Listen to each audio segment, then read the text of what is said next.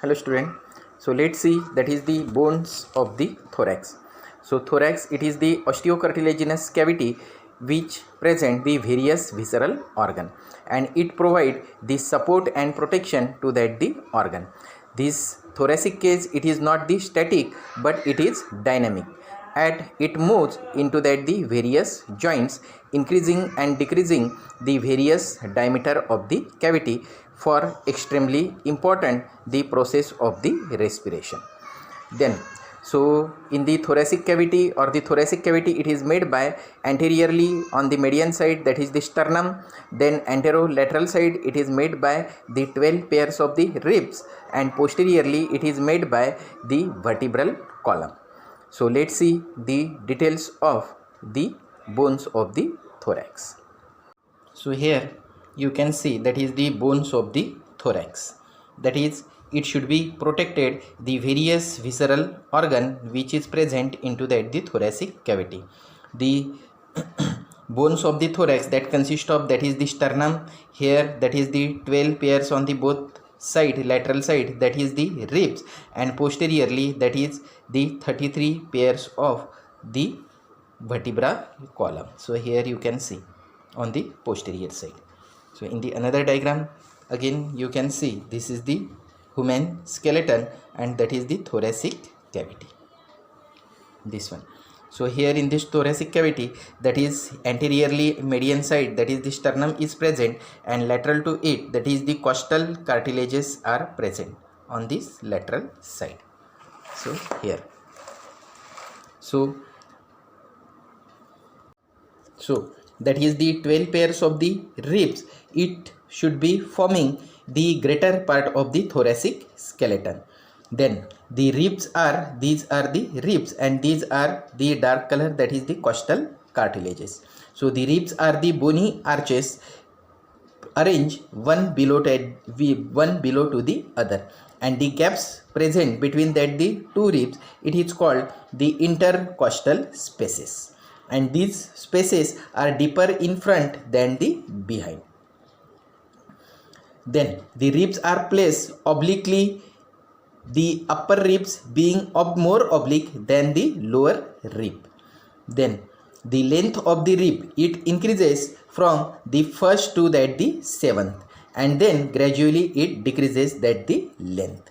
Then the breadth of the ribs, so the breadth of the ribs, it decreases from above to that the downwards, and the upper 10 ribs, the anterior end are broader than the posterior end.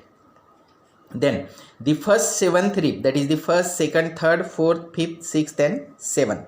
So the first 7th rib, which are connected through their cartilage to that the sternum. So these ribs, upper 7th rib, it is called the true ribs or the vertebrosternal ribs, and the remaining 5 ribs, that is called the false ribs.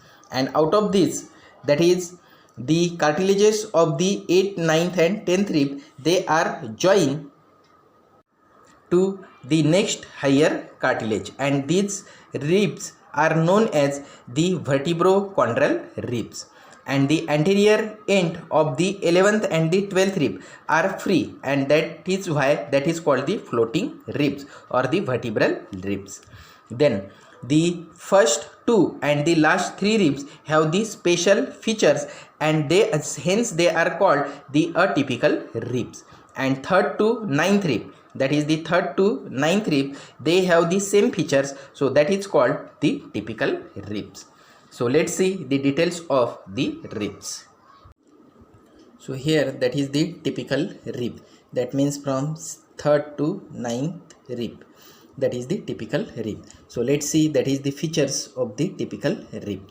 So each rib has the 2 ends, that is this is the anterior end and this is the posterior end, and the remaining part, this curved part, it is called the shaft, this one.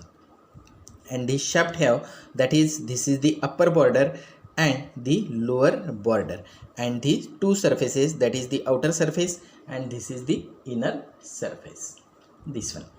So let's see, that is the anterior end, so this one. So the anterior end, it is oval and concave, and it is for the articulation with the costal cartilage. So here in this way, this is attached to that the costal cartilage. So this one, that is the costal cartilage.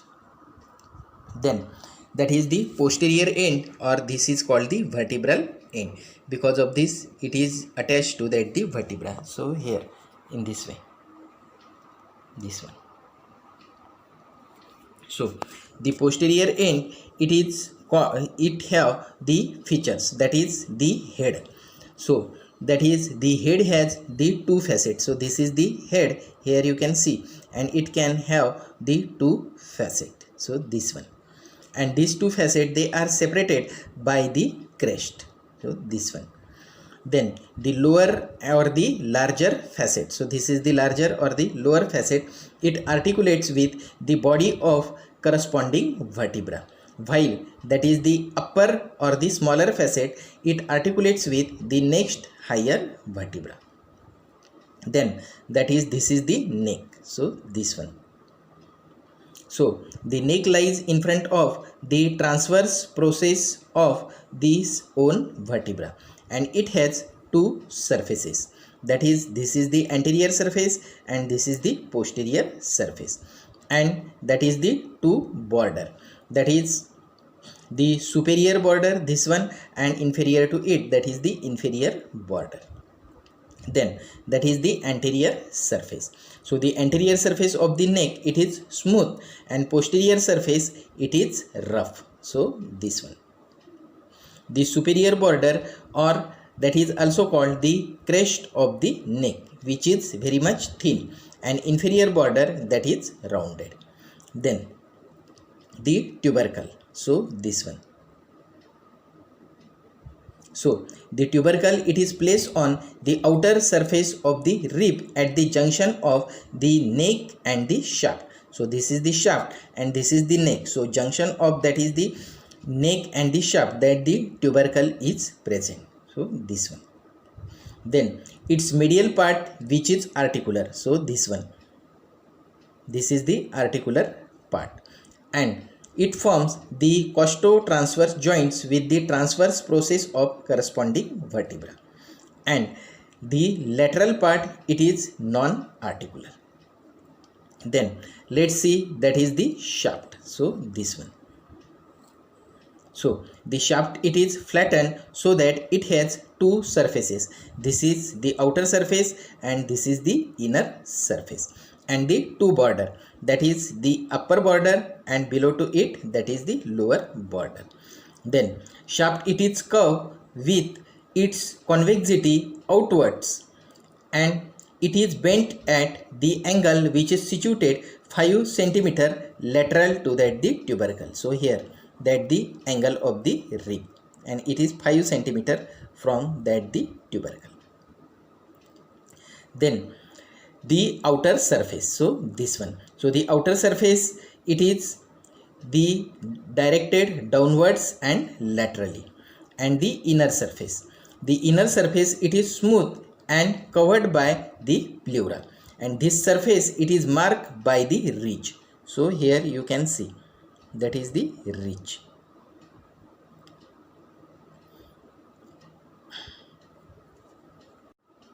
Then this ridge, it is continuous behind with the lower border of the neck.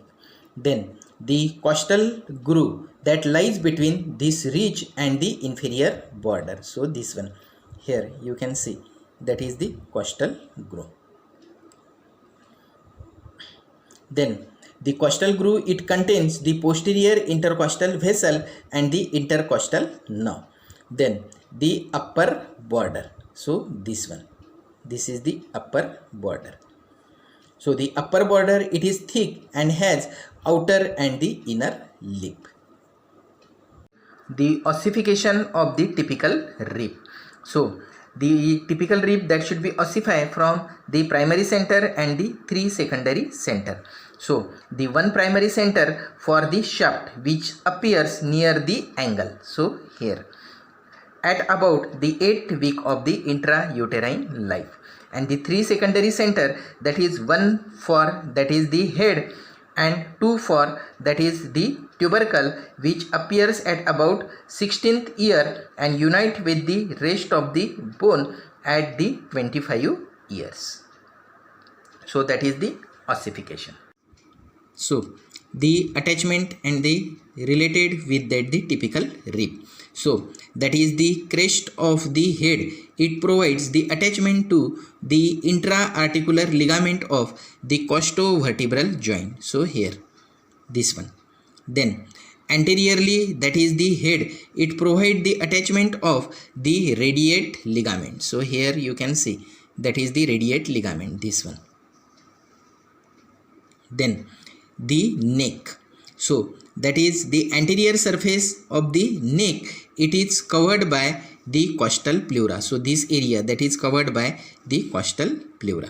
Then inferior costotransverse ligament. So this one, it is attached to the rough posterior surface. So this one. Then the two lamina of the superior costotransverse ligament. So here in this lateral diagram you can see that is the superior costotransverse ligament. So it is attached to the crest of the neck. So this one. Then next to it, that is the lateral non-articular part of this tubercle. So this one. So it gives attachment to the lateral costotransverse ligament. So this one. Then attachment to that the shaft. Then the attachment on the shaft. So the thoracolumbar fascia and the lateral fiber of the sacrospinalis muscle are attached to that the angle. So this one. Then medial to this angle there is the levator costi and the sacrospinalis are attached. Then the internal intercostalis muscle, they are arises from the floor of the costal groove. Then the external intercostal muscle, they are attached on the outer lip of the upper border, while the internal intercostal and the intercostalis intimi are attached on the inner lip of the upper border. So this one. So that is the attachment related with the typical rib.